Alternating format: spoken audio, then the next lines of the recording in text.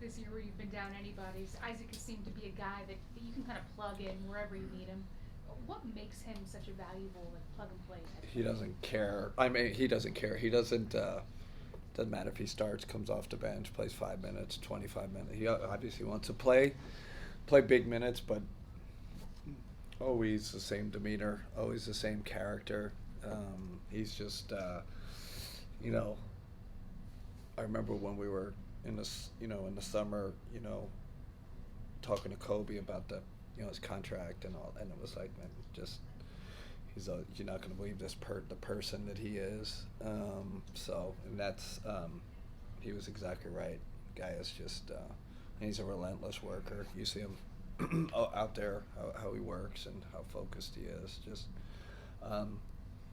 and he's kind of one of the small group of guys that is really kind of playing this way, right? He's really improving game by game, which after the injury setback and all that, it's great to see.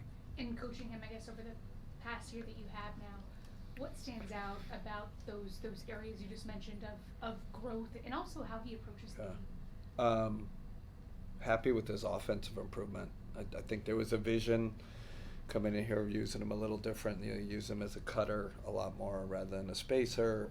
Using him as a role guy in the pick and roll, and him offensive rebounding more. And all three of those things have come true, and he's improved at them. And it's where, I don't think we have as much hesitancy throwing him out there with the two bigs or maybe maybe before it's like, oh man, not enough shooting with him out there. But I feel like he does enough of the other things to keep us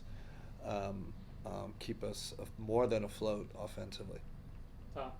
Thanks, BJ. Tom. Kenny, how would you characterize this sprain for Donovan? Mild.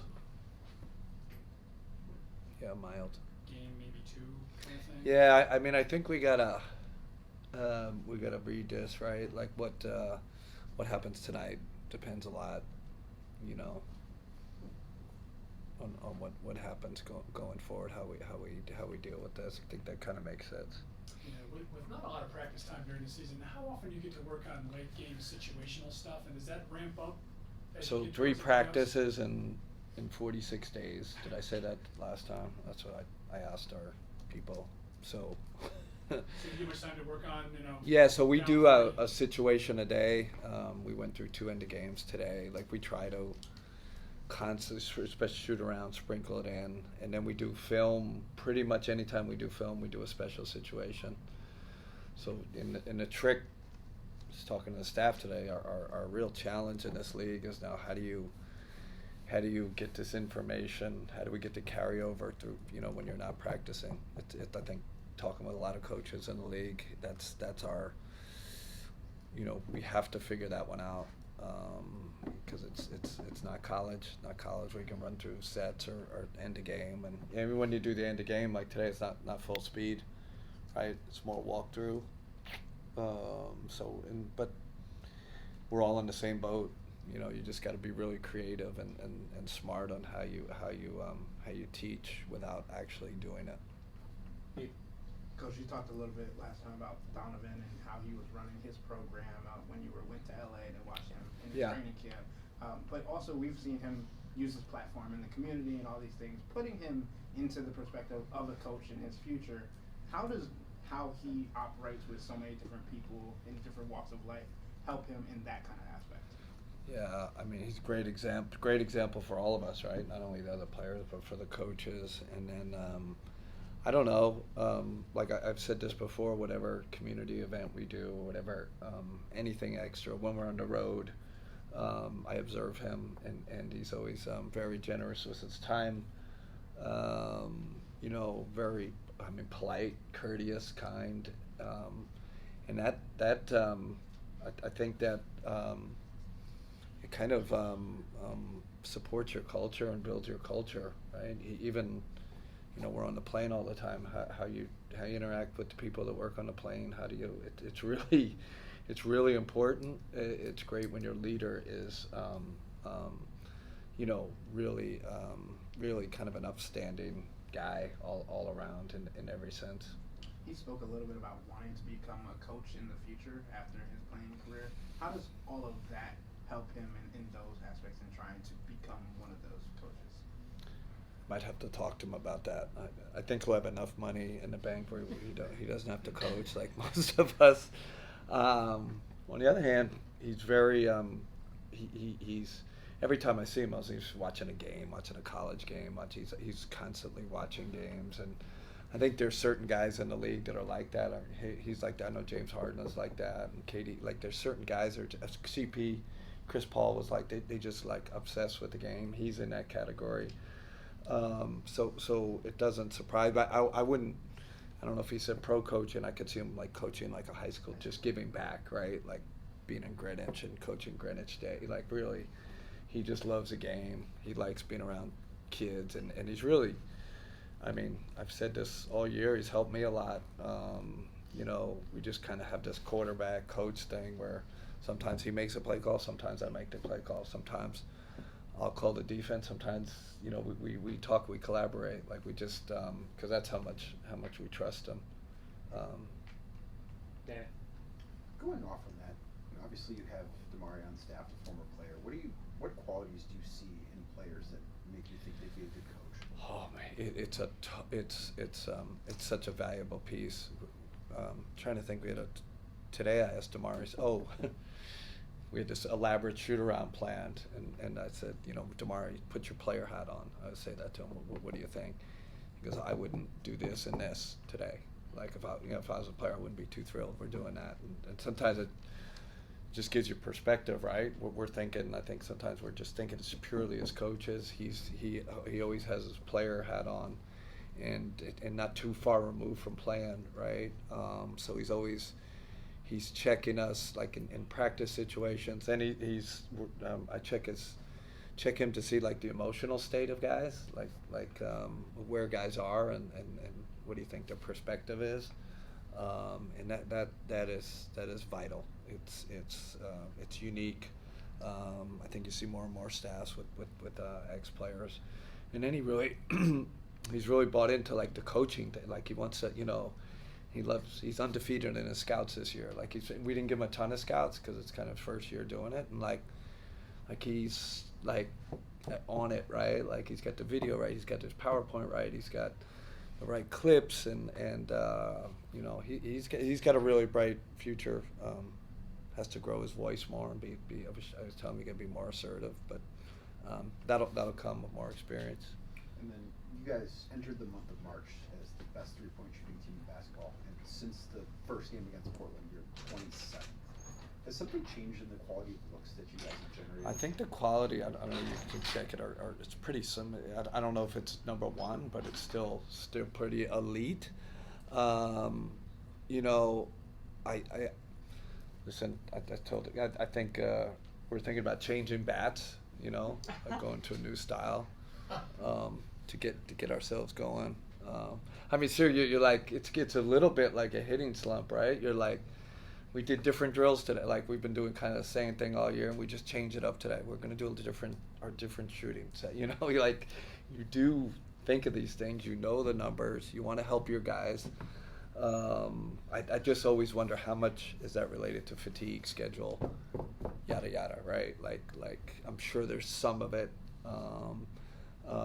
You know, but the thing that's bothered me a little with our offense is the turnover. Right, the last two games we've turned the ball over. That's one when you're not, forget shot quality. You're not getting you're not getting a shot up, and then you're giving them a transition opportunity. We had a good film session yesterday that was really good. Just about us getting off the ball in crowded situations, and we can be better at that. I think there's been slippage. Jason. Sorry, the coffee looks disgusting. Yeah. The job security doesn't seem to be great right now in your line of work. What did you make of today, and why do you think we're not talking any coaches, championship coaches keep getting 5 years Yeah. after winning? I'm just not surprised anymore. I don't know if I've become cynical, jaded. I've been part of it, so maybe that's why I'm just like, you know, we have a group text, and you know, coaches to everybody's like, I'm shocked, and I'm not shocked. I don't want to give this number out until I'm sure, so I don't give it out to anybody. But I think last 10 or 15 years, like I would just look at the average tenure for a coach. NBA coach, it's not very long. Premier League, it's not very long. So I hate to see it. I want to, because I know there's families involved, and that's what I think of. First of all, geez, Michael, you have a kid in high school or whatever, and all that, and so you have the empathy, but in terms of trying to understand it or explain it, I don't. I'm just, and the timing of it, it's just, I don't know. But it doesn't surprise me anymore. What do you think? Is it more frequent that your voice just expires with the locker room, or problems above? That's a great question. I think it's probably both. I just think of projecting myself 5 years down the road. It's like, especially at the same team. Does at a certain point, you kind of wear out your message with everybody, right? Media, fan, like the whole thing, players, front office. So I could see that. And then it's complicated, right? The think about ownership, front office, that's got to all align, and sometimes it just doesn't align.